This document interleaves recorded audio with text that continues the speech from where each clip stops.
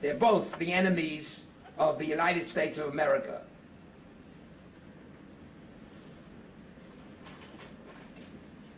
Yes, good. Congresswoman Rashida Tlaib Yes. and Ilhan Omar. I just spoke of it, yeah. Go ahead.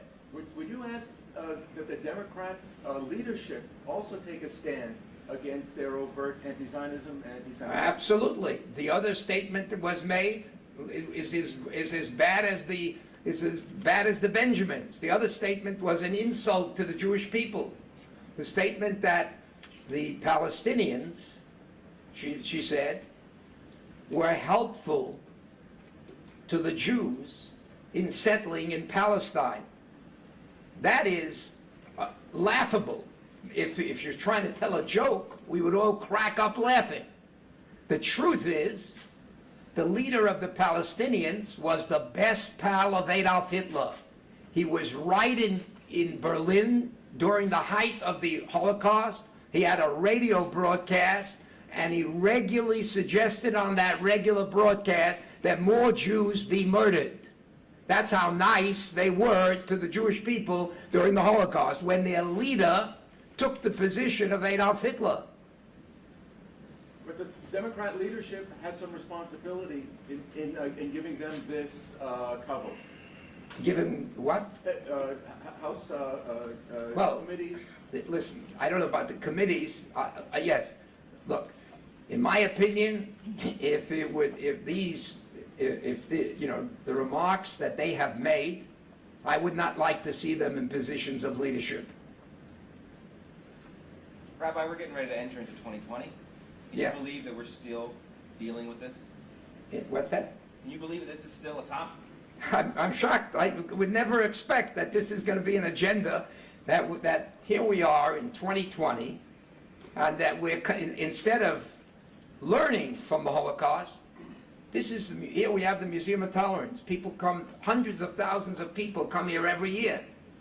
And to imagine that amongst the hundreds of thousands that are trained here was a young group of teenagers from Los Angeles that Lipa and her staff, Lipa Geft and her staff, trained.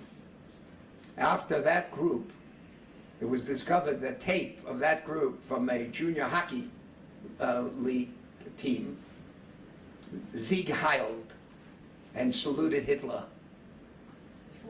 before they came here. Right here in America. That's why we need a task force, and we need to take this very seriously. Otherwise, we will be repeating history.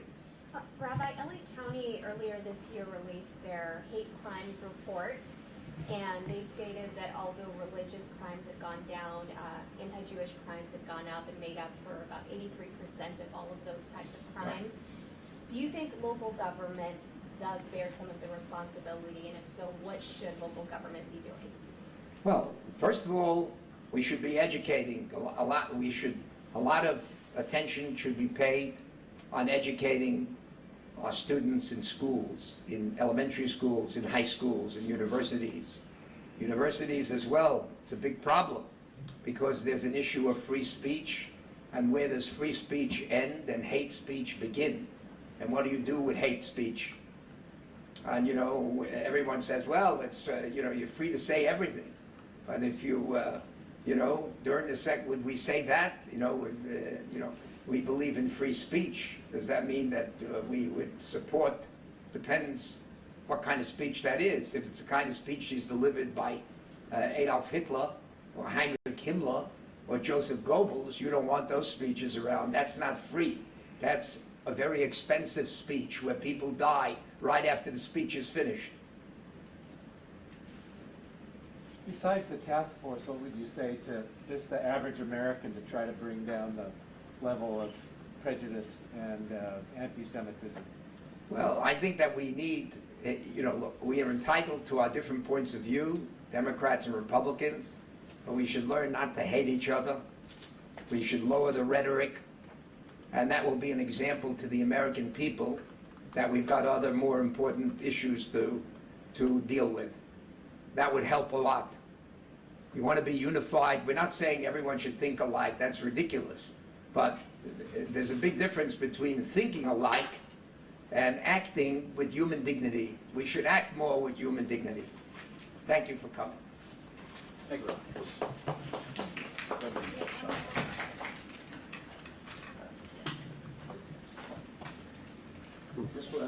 I'd like to add one thing. My name is Rabbi May, Mayor May.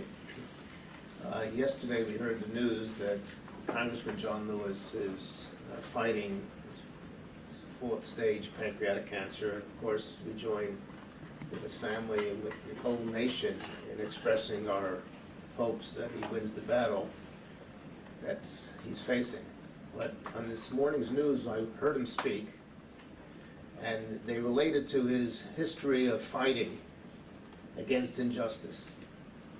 And he said, if we don't fight for injustice, our kids and our grandchildren are going to ask us, we were there, and what did we say? And therefore, I would like to use this opportunity also to say that I will be calling Congresswoman Bass, our Congresswoman here, who is the chair of the Congressional Black Caucus, to ask her to come out and say something against what's happening in the Jewish community. I think it's appropriate for people of color to come out, faith leaders to come out, educators and political leaders of color to come out and say that we noticed that the crimes in New York were done primarily by people of color, and this is not acceptable in our community. So we call upon them to take a stand, as we do for others, for them to take a stand on our behalf at this time. Is it fair, though, to make that request as opposed to just make a blanket request to everybody? Like, why focus it on a racial issue? I'm not your question's a fair question. I would say that everyone of goodwill should take a stand. It would be wonderful if there'd be a Million Man March, woman march, man march, to say that we're against hate. If America would show up in mass to say that, I would agree with you 1,000%. But here we have, it's not a racial issue as far as I'm concerned. It's a factual issue that many of the crimes, if not all of them in New York in the last few weeks, have been done by African Americans. And therefore, it's only natural to say that if it was a case of Islamic criminals, I would call for Islamic leaders. In the case of what's happening now in New York, clearly it was, the evidence speaks for itself. We're asking for African American leaders to come forward and to say, not on our watch. That's not the right time. Thank you.